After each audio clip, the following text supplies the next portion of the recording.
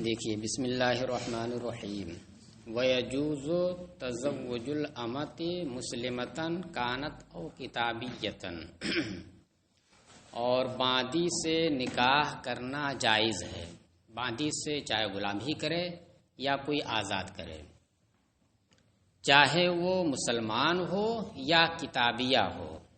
اوپر انہوں نے وعدہ کیا تھا، بات آئی تھی جب کتابیہ سے نکاح کرنے کی، تو کہا تھا کہ ہم احناف کے نزدیک کتابیہ آزاد اور کتابیہ باندی میں کوئی فرق نہیں ہے۔ امام شافعی کہتے ہیں کہ نہیں، کتابیہ باندی سے نہیں کر سکتے ہیں، کتابیہ آزاد سے کر سکتے ہیں۔ تو کہا تھا کہ ہم جو ہے وجہ یہاں پر آگے بیان کریں گے، تو وہی یہاں سے شروع ہے۔ کریں چاہے وہ کتابی مسلمان ہو باندی یا کتابیہ ہو، نکاح کرنا اس سے جائز ہے۔ وقال الشافعی لا يجوز للحر ان يتزوج بأمة کتابیۃ، اور امام شافعی نے فرمایا کہ آزاد شخص کے لیے یہ جائز نہیں کہ وہ کتابیہ باندی سے نکاح کرے۔ اس میں جو للحر لگا ہے یہ زائد معلوم ہوتا ہے، اس لیے زائد معلوم ہوتا ہے کیونکہ اگر امام شافعی کے نزدیک غلام کے لیے یہ جائز ہوتا کہ وہ کتابیہ باندی سے نکاح کر سکے، غلام کے لیے جائز ہوتا، تب تو اس کا فائدہ سمجھ میں آتا۔ لیکن ان کے نزدیک غلام کے لیے بھی جائز نہیں ہے کہ وہ کتابیہ باندی سے نکاح کرے۔ مسلمہ باندی سے کر سکتا ہے، کتابیہ باندی سے غلام بھی نہیں کر سکتا ہے۔ تو اس لیے حرے کا للحرے کا یہاں پر کوئی مطلب نہیں ہے، لہذا ہونا کیا چاہیے تھا؟ للمسلم۔ للحرے کے بجائے کیا ہونا چاہیے تھا؟ للمسلم۔ جائز نہیں، کیا کہتے ہیں کہ وہ کتابیہ باندی سے نکاح کرے۔ وجہ کیا بتا رہے ہیں؟ کہ لأن جواز نکاح الاماء ضروری عندہ، کرے اس لیے کہ باندیوں سے نکاح کا جائز ہونا یہ ضرورتاً ہے۔ جیسے تیمم کے بارے میں کہا تھا نہیں کہ تیمم کی اباحت یہ کیا ہے؟ ضرورتاً ہے۔ لہذا ایک نماز کے لیے ایک تیمم کام کرے گا، دوسری نماز کے لیے دوسری ضرورت ہو گئی، اب پھر سے آپ کو تیمم کرنا پڑے گا۔ یہ پڑھا نا پیچھے کریں کہ باندیوں سے نکاح کرنا، مطلق باندیوں سے، کتابیہ ایک مسلمہ یہ الگ ہے، باندیوں سے نکاح کا جائز ہونا یہ ازراہ ضرورت ہے۔ ضرورت کیا ہے؟ ضرورت یہ ہے کہ اگر آزاد سے آپ نکاح کرتے ہیں تو آزاد کا مہر بلا شبہ زیادہ رہے گا، اور باندی سے کرتے ہیں تو اس کا مہر اس سے بہت کم بھی ہو سکتا ہے۔ تو اس لیے یہ ہے کہ جب آدمی قادر نہ ہو اس بات پر کہ وہ آزاد سے نکاح کر سکے، اس کا خرچہ اٹھا سکے، تو مجبوراً ضرورت پوری کرنے کے لیے وہ باندی سے نکاح کر سکتا ہے۔ یعنی اس کا مطلب کیا ہوا کہ عام حالات میں نہیں کر سکتا۔ امام شافعی کے نزدیک کرے کہ باندیوں سے نکاح کا جائز ہونا یہ ضرورتاً ہے، ضروری لازم نہیں، ترجمہ مت کیجئے گا، ضرورتاً ہے امام شافعی کے نزدیک۔ کیوں؟ لما فیہ من تعریض الجزء علی الرق، اس لیے کہ باندیوں سے نکاح کرنے میں خود اپنے جز کو، نطفے کو غلام بنانا ہے۔ دیکھیے اولاد کے اندر غلام اور آزاد کا مدار کیا ہے؟ ماں ہے۔ اس کی ماں جو ہے اگر آزاد ہے تو پیدا ہونے والا لڑکا بھی آزاد رہے گا، اور اگر باندی ہے تو لڑکا غلام رہے گا۔ تو اب اس میں کیا ہے کہ باندی سے اگر آپ آزاد ہو کر کے ہی سے باندی سے نکاح کر رہے ہیں تو گویا آپ کیا کر رہے ہیں کہ آزاد کو، جو آپ کا نطفہ آزاد پیدا ہو سکتا تھا، اس کو آپ نے کیا کر دیا؟ غلامی کے سانچے میں ڈال دیا اور غلام بنا دیا آپ نے اس کو۔ اور غلام ہونا یہ موت کے مترادف ہے، بہت سارے حقوق ان سے نہیں رہتے ہیں، تو غلام ہونا یہ ایک موت ہے۔ لہذا اس بات کی اجازت نہیں ہوگی کہ کوئی اپنے نطفے کو، اپنے لڑکے کو آزاد بنائے۔ کیا کرے؟ آزاد بنائے۔ چلیے، لیکن یہاں پر تو ابھی موجود ہے نہیں وہ لڑکا، لڑکا تو موجود نہیں نہ ہے کہ پہلے سے آزاد موجود ہے اور اس نے اس کو غلام بنا دیا، نہیں نا، ایسا ہے؟ ہاں، یہ کہیے کہ جو آزاد بننے کے لائق ہے، وہ نطفہ جو صلب میں ہے آزاد بننے کے لائق ہے، کب؟ پیدا ہونے کے بعد۔ جو لائق آزادی تھا اس کو آپ نے کیا کر دیا؟ وجود میں غلام بنا دیا، تو یہ جائز نہیں ہے۔ تو اس وجہ سے بہت ضرورت پڑے تب جا کر کے آپ باندی سے نکاح کر سکتے ہیں۔ کرے لما فیہ من تعریض الجزء علی الرقی، صرف عقلی دلیلیں دے رہے ہیں، نقلی دلیل یہاں پر کوئی نہیں دے رہا ہے، نقلی دلیل دوسری ہے۔ تو اس وجہ سے کہ باندیوں سے نکاح کرنے میں اپنے جز کو، وہی نطفہ مراد ہے، رقیت کے اوپر پیش کرنا ہے، یعنی غلام بنانا ہے۔ وقد اندفعت الضرورت بالمسلمۃ، اور یہ ضرورت نکاح کی مسلمہ باندی سے پوری ہو جا رہی ہے۔ ایک ہے مطلق باندی سے نکاح کرنا، پھر اس کے بعد اس میں دو کیٹیگری ہے، مسلمہ ہو یا کتابیہ ہو، مشرکہ سے تو کر ہی نہیں سکتے۔ تو ضرورتاً ہے، کیونکہ چاہے آپ مسلمہ باندی سے کیا کیجئے، نکاح کیجئے جب بھی رقیت پر پیش کرنا ہے، یا ایک ہی آپ کتابیہ پر پیش کیجئے جب بھی رقیت پر پیش کرنا اسے۔ کہنے جب یہ ذرائع ضرورت ہے تو اس میں جو اعلیٰ ہے، اس میں جو اعلیٰ وہ کون ہے؟ مسلمہ ہے، تو اس سے ضرورت آپ کی پوری ہو جا رہی ہے مسلمہ سے۔ بھائی آزاد سے آپ منتقل ہوئے کس کی جانب؟ باندی کی جانب، ازراہ ضرورت تھا۔ اب وہ دو صورت یہاں پر ہو گئی، کتابیہ اور مسلمہ۔ تو آپ کی یہ ضرورت مسلمہ باندی سے پوری ہو سکتی ہے، اس لیے کہ کتابیہ باندی ہو یا مسلمہ باندی ہو، تو دونوں کا مطلب ایک ہی ہے۔ جو آپ پر آزاد کے اوپر قدرت نہیں رہی تو آپ باندی کی جانب منتقل ہوئے، تو ان دونوں میں فرق تھوڑی رہے گا، مسلمہ میں اور کتابیہ میں، کہ مسلمہ کا مہر زیادہ رہے گا، اس کا خرچہ زیادہ رہے گا، اور اس کا باندی ہے تو باندی ہے، باندی ہے تو یہ باندی ہے، تو اس وجہ سے دونوں برابر ہیں۔ لہذا ان میں جو اعلیٰ ہے اسی سے آپ ضرورت پوری کیجیے۔ آپ کی ضرورت مسلمہ سے پوری ہو جا رہی ہے، تو پھر اس سے جب پوری ہو جا رہی ہے تو ادبن کی جانب بڑھنے کی ضرورت نہیں ہے۔ بچے کے غلام یا باندی ہونے میں ماں کا اعتبار کیوں کیا جاتا ہے؟ ماں کا اعتبار کیوں کیا جاتا ہے؟ شریعت نے یہی کیا ہے، اس کی وجہ تو نہیں بتائی ہے۔ لڑکا تو منسوب ہوگا باپ ہی کی جانب، لیکن غلام اور آزاد ہونے میں اسی کا اعتبار ہوگا، کیونکہ جب وہ باندی رہے گی تو باندی کا مطلب کیا ہو گیا؟ کسی کی ملک میں ہے، کسی کی ملک میں ہے۔ تو اب جب کسی کی ملک میں ہے تو اس سے جو کچھ بھی نکلے گا، اس کا جو کچھ بھی رہے گا، سب مملوک ہوگا، سب کیا ہوگا؟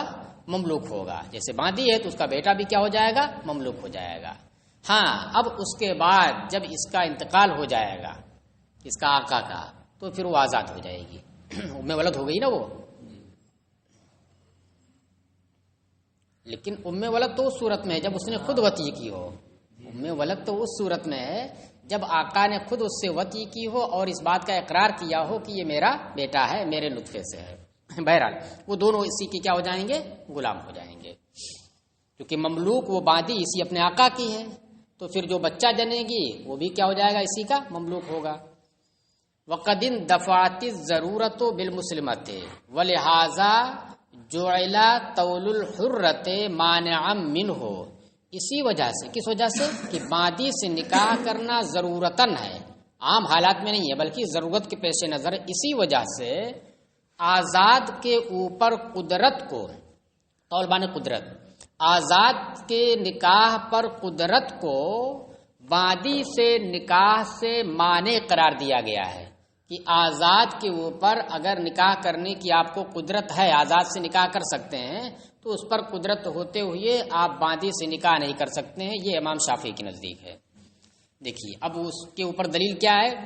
دلیل وہی آیت کریمہ ہے، وَمَن لَّمْ يَسْتَطِعْ مِنكُمْ طَوْلًا أَن يَنكِحَ الْمُحْصَنَاتِ الْمُؤْمِنَاتِ فَمِمَّا مَلَكَتْ أَيْمَانُكُم مِّن فَتَيَاتِكُمُ الْمُؤْمِنَاتِ۔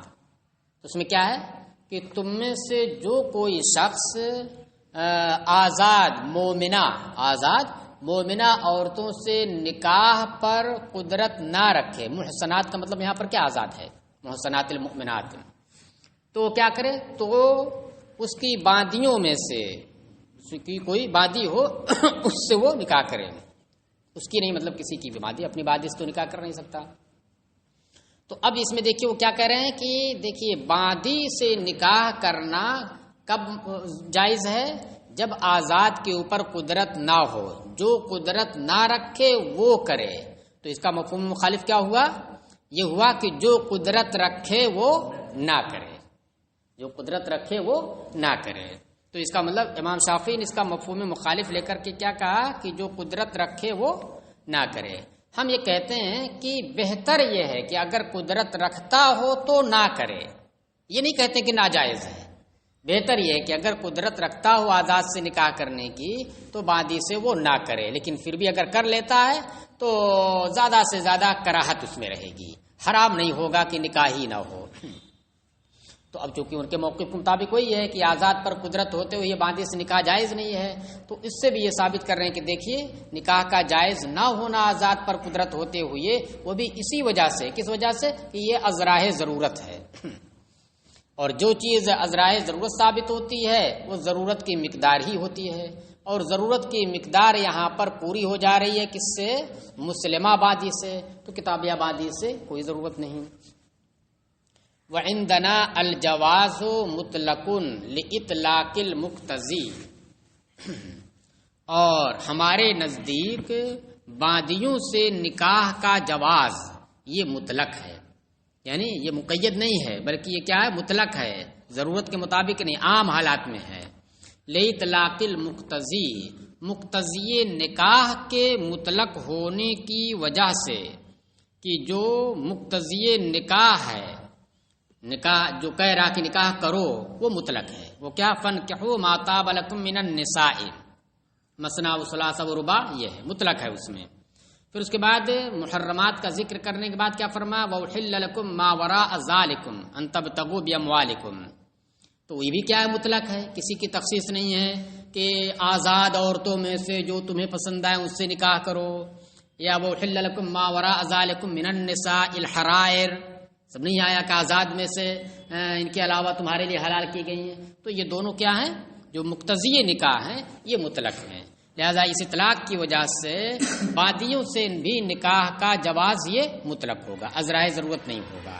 ہاں اب چونکہ قرآن میں شرط کے ساتھ آیا ہے کہ جو تم میں سے قادر نہ ہو، اب دونوں چیزوں کے مقابلہ ہو گیا، ایک جانب کیا ہے؟ نصوص مطلقہ ہے جو مطلق نکاح کے جواز کو کہتی ہیں، اور دوسری جانب کیا ہے؟ شرط لگی ہوئی ہے، صفت بھی لگی ہوئی ہے۔ شرط کیا لگی ہے کہ آزاد پر قدرت اگر نہیں ہے تو بادی سے کیجیے، اور دوسرے اس میں صفت بھی لگی ہے، کون سی بادی کس سے کیجیے؟ مومنات سے کیجیے، من فتیاتکم المؤمنات۔ تو اس لیے اب ہم یہ کہیں گے کہ اس اطلاق کے سامنے جو شرط ہے یا جو صفت ہے اس کو رکھ کر کے ہم زیادہ سے زیادہ یہ کہیں گے کہ یہ بیان افضل پر محمول ہوگا، یعنی اگر اس کے خلاف کرتا ہے کوئی تو نکاح تو جائز ہو جائے گا اس اطلاق کی وجہ سے، لیکن کراہت رہے گی، حرام نہیں ہوگا، مکروہ ہوگا۔ اب انہوں نے جو دلیل دی ہے نقلی عقلی اس کو بھی دیکھیے، کہہ رہے وفیہ امتناع ان تحصیل الجزء الحر لا ارقاقہ، اور بادی سے نکاح کرنے میں فی ہے ضمیر مرجع فی نکاح الاماء، بادی سے نکاح کرنے میں آپ نے کیا دکھایا تھا کہ غلام بنانا ہے اپنے جز کو۔ ہم کہتے ہیں غلام بنانا نہیں ہے، غلام بنانا تو اس وقت ہوتا جب کہ لڑکا موجود ہوتا آزاد کی شکل میں اور ہم نکاح کر کے اس کو غلام بنا دیتے، ایسا ہے نہیں، بلکہ یہاں پر کیا ہے کہ اگر وہ چاہے گا تو لڑکا ہوگا اور نہیں چاہے گا تو نہیں ہوگا۔ بھئی چاہے گا تو نکاح کرے گا، وطی کرے گا تو ہوگا، نہیں چاہے گا تو ایسے سے نکاح کر لے جو بچہ جننے والی ہی نہ ہو، جیسے عائشہ ہو، سن آئس کو پہنچ چکی ہو یا بعد جو اس سے نکاح کرے تو بچہ ہی نہیں ہوگا۔ کر وفی امتناع، اس وجہ سے ہم یہاں پر یہ نہیں کہیں گے کہ باندی سے نکاح کرنے میں اپنے جزو آزاد کو غلامی پر پیش کرنا، یہ نہیں کہیں گے، بلکہ ہم یہ کہیں گے کہ جزو آزاد کو حاصل کرنے سے باز رہنا ہے، جزو آزاد کو حاصل کرنے سے باز رہنا ہے۔ وفیہ امتناع عن تحصیل الجزء الحر، اور باندی سے نکاح کرنے میں آزاد جز کو حاصل کرنے سے باز رہنا ہے، کہ آزاد جز ہم حاصل نہیں کر رہے ہیں، اس سے رک رہے ہیں. لا ارقاقہ، نہ کہ اسے غلام بنانا ہے. وَلَهُ أَنْ لَا، اور یہ اس کے لیے جائز ہے. کیوں جائز ہے؟ اس لیے کہ اس کے لیے تو یہ تک جائز ہے کہ وہ چاہے تو اصل ہی حاصل نہ کرے، یعنی جز ہی حاصل نہ کرے. چاہے تو جز ہی حاصل نہ کرے، اصل ہی حاصل نہ کرے. وہ کیسے؟ وہ اس طریقے سے کہ بیوی کی رضامندی سے عزل کر لے. نکاح تو ایسی عورت سے کیا ہے جو ایسا نہیں بچے جن سکتی ہے، بانج نہیں ہے، لیکن بیوی کی رضامندی سے. عزل اگر آزاد عورت ہے تو اس کی رضامندی سے ہی عزل کر سکتا ہے. عزل سمجھتے ہیں نا؟ ہاں ہاں. تو بیوی کی رضامندی سے چاہے تو عزل کر لے وہ. اور عزل کرنے کا مطلب کیا ہوا؟ تحصیل جزو حر سے اپنے آپ کو روکنا ہے. وہ نہیں چاہتا ہے کہ جزو آزاد جو ہے حاصل ہو. تو جب مطلقاً اصل ہی کے حاصل کرنے سے باز رہنا اس کے لیے جائز ہے، تو اگر صفت کے حاصل کرنے سے باز رہے تو اس کا بھی اسے اختیار ہے. بھائی بادی سے نکاح کرنے میں کیا ہوگا کہ اصل تو آ جا رہا ہے، یعنی جز آ جا رہا ہے، لیکن وہ صفت نہیں آ رہی. کون سی صفت؟ صفت حر. اس لیے کہ بادی سے نکاح کرے گا تو جو لڑکا پیدا ہوگا وہ بھی غلام ہوگا. تو جب اصل ہی حاصل کرنے سے رک جانا اس کے لیے جائز ہے، تو اگر اصل حاصل ہو اور صفت حاصل صرف نہ ہو بدرجہ اولا اس کے لیے جائز ہوگا. پھر وَلَهُ أَنْ لَا يُحَصِّلَ الْأَصْلَ، اور اس کے لیے یہ جائز ہے کہ وہ اصل ہی حاصل نہ کرے، یعنی لڑکا ہی کی خواہش نہ رکھے کہ لڑکی ہی کی پیدے کا سبب نہ بنے پیدا ہونے کا. فَيَكُونُ لَهُ أَنْ لَا يُحَصِّلَ الْوَصْفَ، تو اس کے لیے یہ بھی جائز ہوگا کہ وہ وصف حاصل نہ کرے، اصل آ جائے. وصف کا مطلب وصف حر، آزادی. وَلَا يَتَزَوَّجُ أَمَةً عَلَى حُرَّةٍ، اور باندی سے آزاد کے ہوتے ہوئے نکاح نہیں کرے گا. ایک آزاد عورت نکاح میں ہے، اس کے ہوتے ہوئے کسی باندی سے نکاح نہیں کر سکتے ہیں. لقول علیہ السلام، حضور علیہ السلام کے اس فرمان کی وجہ سے لا تنکح الامۃ علی الحرۃ، کہ حضور نے فرمایا کہ باندی سے نکاح نہیں کیا جائے گا حرہ پر. حرہ پر کا مطلب کیا؟ نہیں، حرہ کے نکاح میں ہوتے ہوئے. تو اب دیکھیے وہ ہوا بے اطلاق، یہ مطلق ہے. کس کے لیے جائز نہیں ہے؟ تو مطلق ہے، یعنی آزاد کے لیے بھی جائز نہیں ہے اور غلام کے لیے بھی جائز نہیں ہے. یہ مطلق ہے نا. یہ نہیں کہا کہ لا تنکح الامۃ علی الحرۃ للحر، ایسا کچھ نہیں کہا کہ اس قید کی وجہ سے کیا ہو جائے کہ اگر کوئی غلام نکاح کرے کسی آزاد سے پھر اس کے ہوتے ہوئے باندی سے کر سکتا ہے، ایسا کچھ نہیں. مطلق ہے یہ.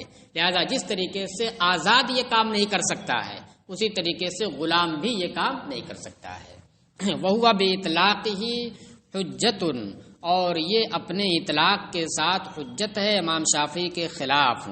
کس معاملے میں؟ فی تجویز ذالک للعبد، غلام کے لیے اس نکاح کے جائز کرنے میں. وہ امام شافعی یہ کہتے ہیں کہ اگر غلام کوئی ہے اور اس نے پہلے ایک آزاد سے نکاح کر لیا، غلام کا نکاح آزاد سے ہو سکتا ہے نا. کوئی غلام ہے، اس نے ایک آزاد عورت سے نکاح کر لیا ہے، اب اس آزاد کے نکاح میں ہوتے ہوئے وہ غلام کسی باندی سے بھی نکاح کر سکتا ہے. یہ امام شافعی کہتے ہیں. ہم یہ کہتے ہیں کہ نہیں، حدیث مطلق ہے کہ کسی کے لیے جائز نہیں ہے، چاہے وہ غلام ہو چاہے وہ آزاد ہو.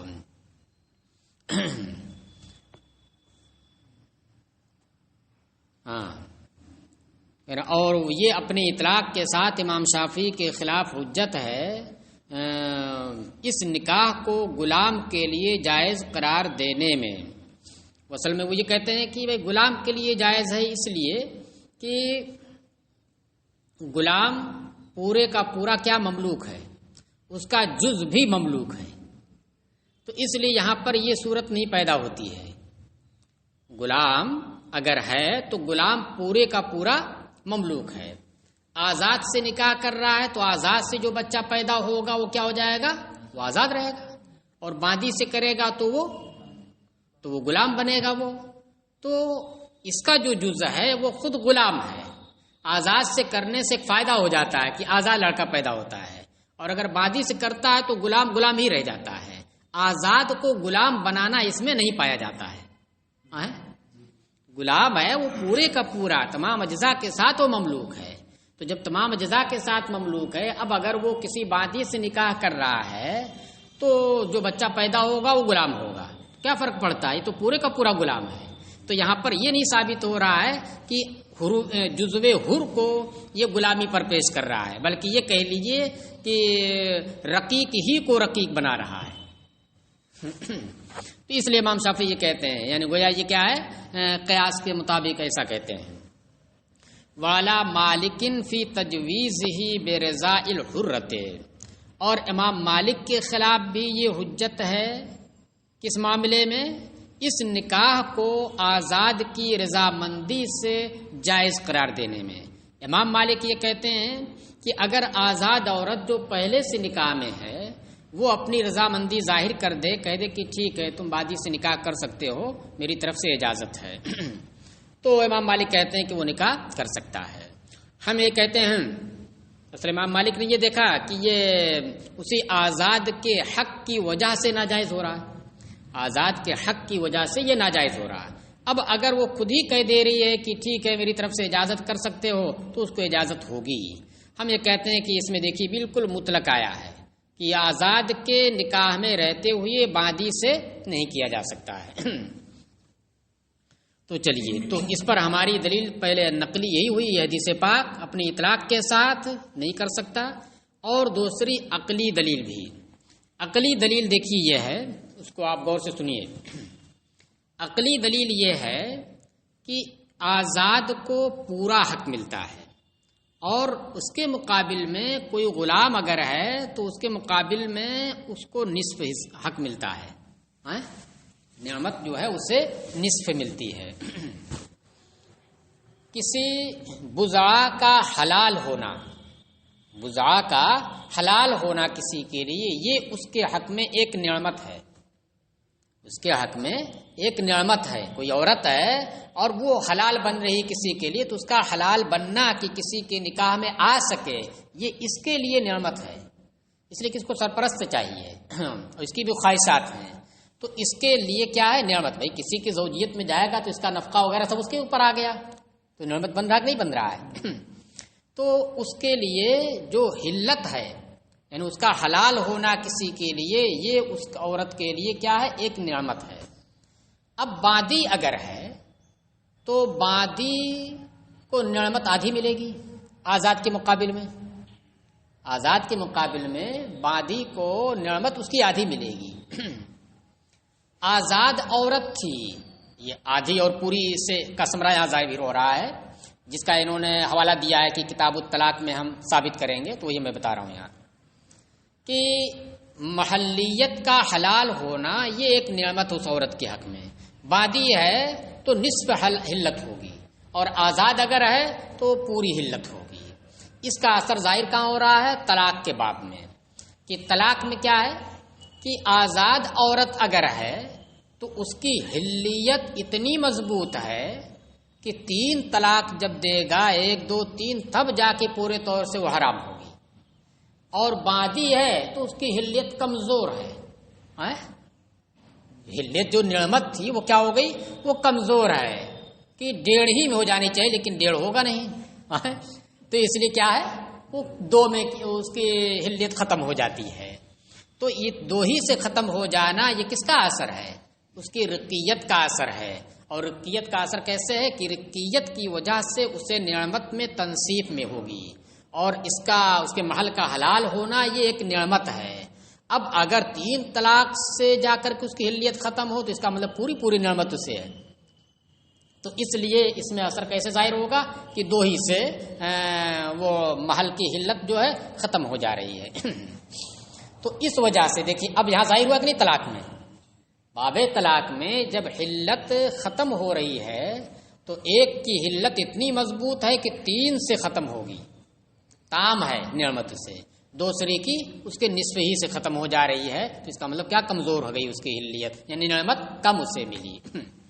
اب دیکھیے دوسری جگہ بھی لے لیجئے. یہاں ایک ہے منفرد طور پر کسی سے نکاح کرنا، یہ ایک حالت ہوگی. ایک ہے کیا؟ کسی کو ضم کیے بغیر ایک سے تنہا نکاح کرنا. اور ایک کیا ہے؟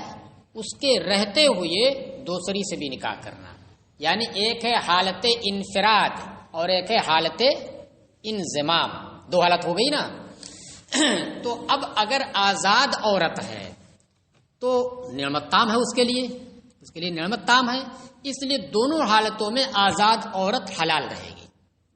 آزاد عورت کا نکاح دونوں حالتوں میں ہو سکتا ہے۔ دونوں حالتوں کا مطلب کیا ہوا کہ کسی سے نہیں نکاح کیا، اس آزاد سے کرنا چاہتا ہے تو کر سکتا ہے، حلال ہے اس کے لیے۔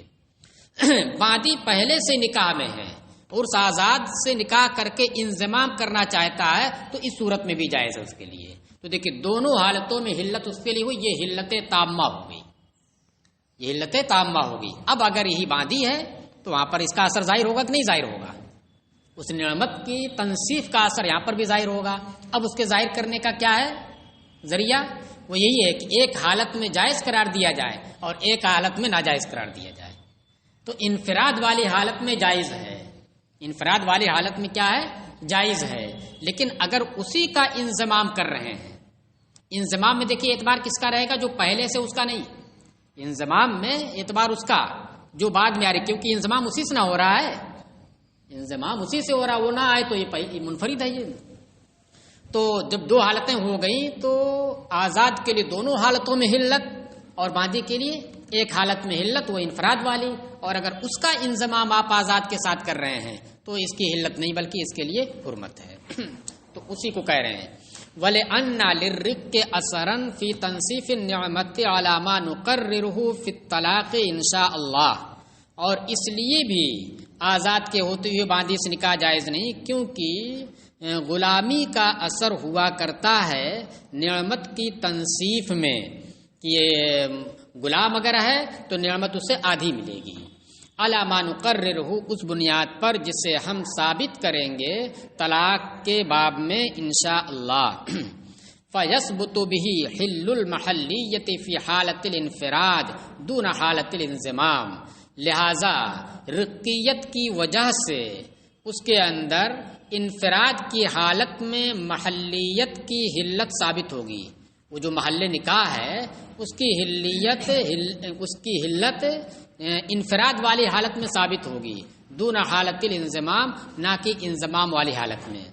ہم نے آپ سے کیا کہا کہ اعتبار انضمام میں کس کا ہے؟ جس کو بعد میں آپ لا رہے ہیں، یہ اس لیے ہم نے کہا، ورنہ آپ اعتراض کر سکتے ہیں کہ بھائی آزاد عورت اگر ہے، ایک آپ نے دکھایا کہ انفراد کی حالت اور ایک انضمام کی حالت، تو آزاد عورت پہلے سے ہے تو آپ کہتے کیا ہیں کہ باندی سے نکاح نہیں کر سکتے کیونکہ یہ حالت انضمام ہو رہی ہے، یہ حالت انضمام ہو رہی ہے، اور انفراد صرف اس کے لیے جائز ہے، انضمام جائز نہیں ہے۔ ٹھیک ہے، تو اس پر اعتراض ہوگا کہ انضمام کی وجہ سے جائز نہیں ہو رہی ہے تو اس کا الٹا بھی جائز نہیں ہونا چاہیے، اس کا الٹا بھی جائز نہیں ہونا چاہیے۔ الٹا کیا ہے کہ باندی پہلے سے نکاح میں ہو اور اس کے ہوتے ہوئی آزاد سے نکاح کریں جب بھی انضمام ہو رہا ہے۔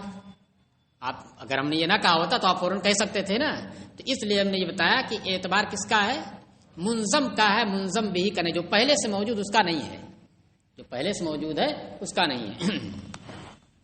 چلیے، وَيَجُوزُ تَزَوُّجُ الْحُرَّةِ عَلَيْهَا، دیکھیے اب یہ والی صورت جائز ہے، اور باندی کے ہوتے ہوئے آزاد سے نکاح کرنا جائز ہے، لقوله علیہ السلام تنکح الحرۃ علی الامۃ، یہ حدیث بھی اسی حدیث کا ٹکڑا ہے، اور آزاد سے نکاح کیا جائے باندی کے ہوتے ہوئے، جو صاف صراحت ہے اس میں۔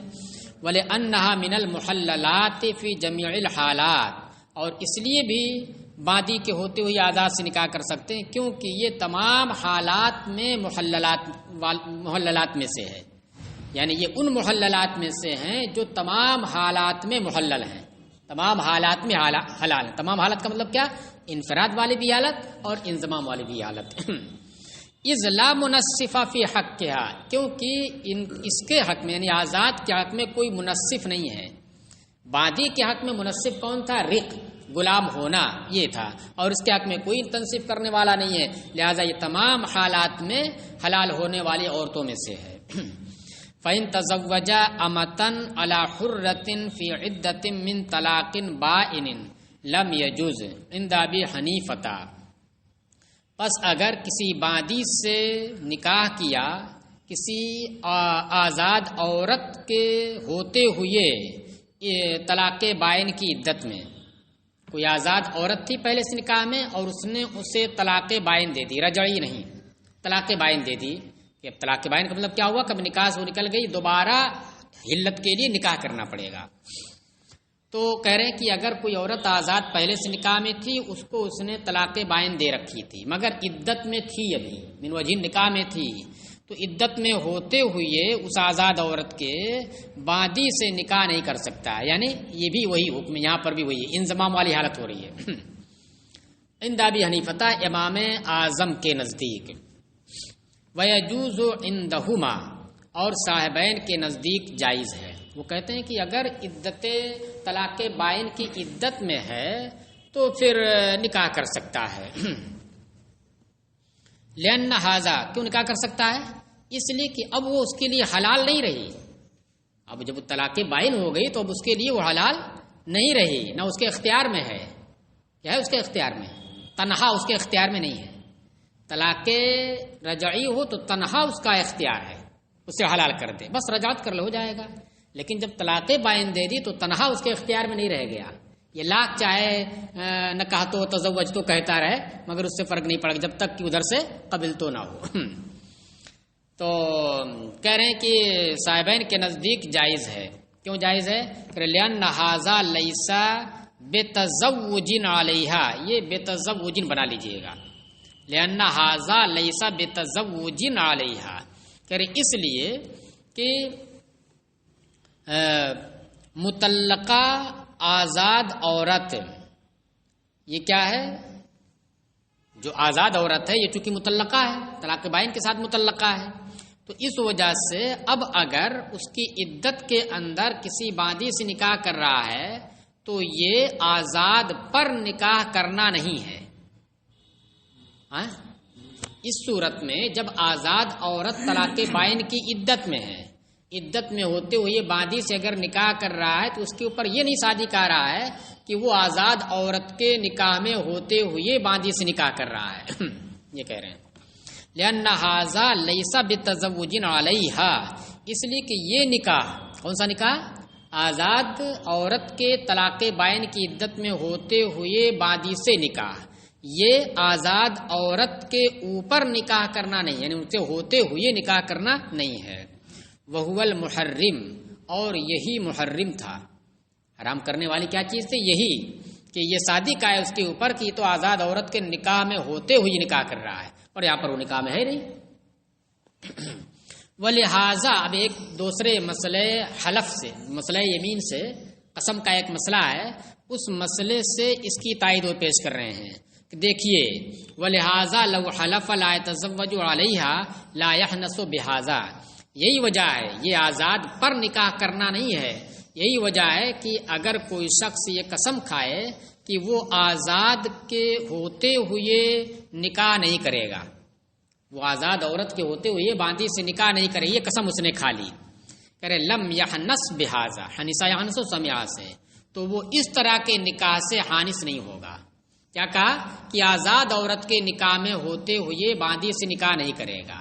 اب صورتحال کیا بنی ہے؟ یہ بنی ہے کہ اس نے اس آزاد عورت کو طلاق بائن دے دی، عدت میں ہے، اب باندی سے اگر نکاح کر لے رہا ہے تو اس کی قسم نہیں ٹوٹ رہی ہے، یعنی اس کے اوپر یہ نہیں شادی کر رہا ہے کہ وہ آزاد عورت کے نکاح میں ہوتے ہوئے باندی سے نکاح کر رہا ہے۔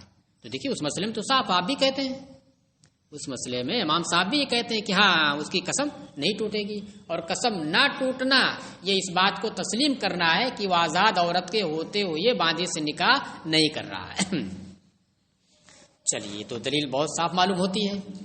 ولی ابی حنیفہ، اور امام اعظم ابو حنیفہ کی دلیل یہ ہے کہ ان نکاح الحرۃ باقٍ من وجہ، یہ تو بلا شبہ طے شدہ ہے کہ آزاد عورت کا نکاح من وجہ باقی ہے، بہت سارے احکام والے بقائے بعض الاحکام، بعض احکام کے باقی ہونے کی وجہ سے اس کا نکاح من وجہ باقی ہے۔ بہت سارے احکام ہیں، پیچھے آپ نے پڑھا ہے، فراش ہے اور نکلنے سے منع کرنا ہے، نفقہ ہے، سکنا ہے، سب چیزیں ہیں۔ فیب صرف جو اس سے وط یہ کرنا یہ حرام ہو گیا ہے، کرے فیبقل منع احتیاطاً، اس لیے احتیاطاً منع بھی باقی رہے گا، اس لیے احتیاطاً اس سے نکاح کرنا، اس کے ہوتے ہوئے باندی سے نکاح کرنا بھی ممنوع احتیاطاً رہے گا۔ بخلاف الیمین، یہ احتیاط کے اوپر مبنی اس کا مطلب ہوا، بخلاف الیمین، برخلاف قسم والے مسئلے کے، قسم والے مسئلے میں ایسا نہیں ہے۔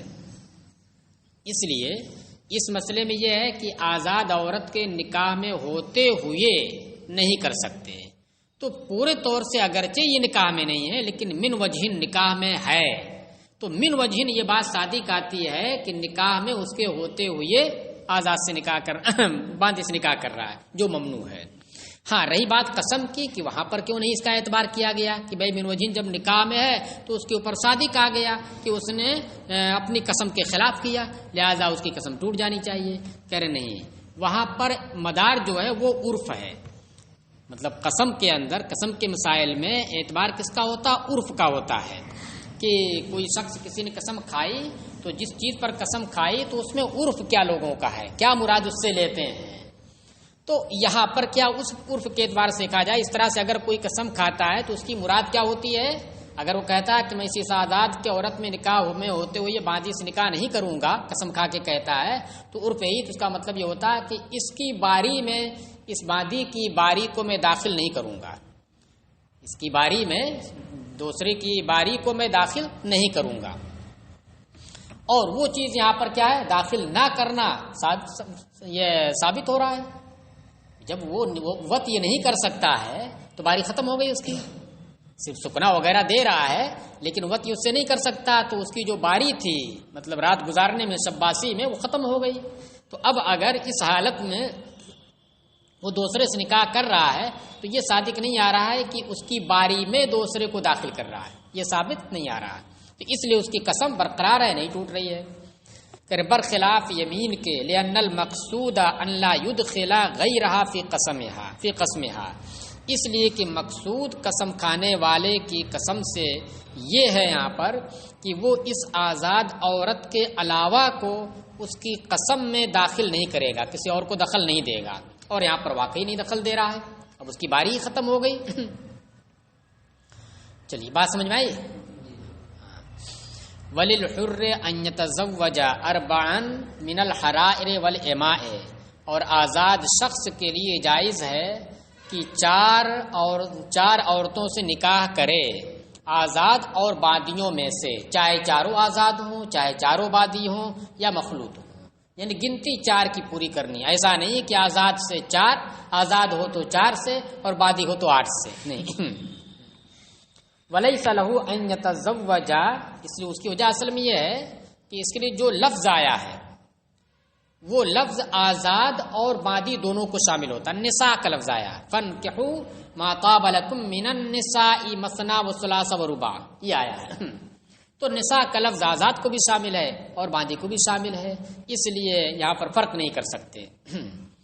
وَلَيْسَ لَهُ أَن يَتَزَوَّجَ أَكْثَرَ مِن ذَلِكَ، اور اس کے لیے جائز نہیں کہ اس سے زیادہ سے نکاح کرے، لِقَوْلِهِ تَعَالَىٰ فَانكِحُوا مَا طَابَ لَكُم مِّنَ النِّسَاءِ مَثْنَىٰ وَثُلَاثَ وَرُبَاعَ، یہ واو او کے لیے نہیں ہے، بعض لوگوں نے اس سے او کے لیے کہا ہے، اتنے سے کرے یا اتنے سے کرے یا اتنے سے کرے، نہیں، بلکہ یہ مطلق جمع کے لیے ہے۔ اس کا مطلب کیا ہوا کہ اس 4 سے تجاوز نہیں کرنا ہے، کیا کرنا ہے؟ 4 سے تجاوز نہیں کرنا ہے، 4 کے اندر ہی آپ کو رہنا ہے، 4 3 2 1 تو ہی ہے، ایک کا مسئلہ ہی نہیں، نکاح جب بھی ہوگا تو 1 سے ہوگا ہی، اس لیے اس 1 کا ذکر نہیں ہے۔ وَالتَّنْصِيصُ عَلَى الْعَدَدِ، اور عدد کی صراحت کر دینا اس آیت کریمہ میں، عدد کی صراحت ہوگی نا، مثنا ثلاث رباع، یمنع الزیادۃ علیہ، یہ اس عدد پر اضافے کو روکتا ہے، اب اس سے آپ بڑھا نہیں سکتے ہیں۔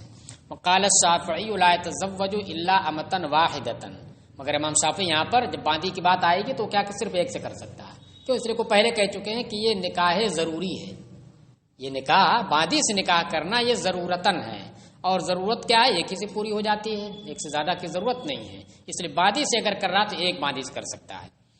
فرمایا کیونکہ اپنے جز کو اس پر پیش کرنا ہے، غلامی پر پیش کرنا ہے، تو اس لیے اس کی اجازت نہیں ہوگی مگر اتنی جتنی سے ضرورت پوری ہو جائے۔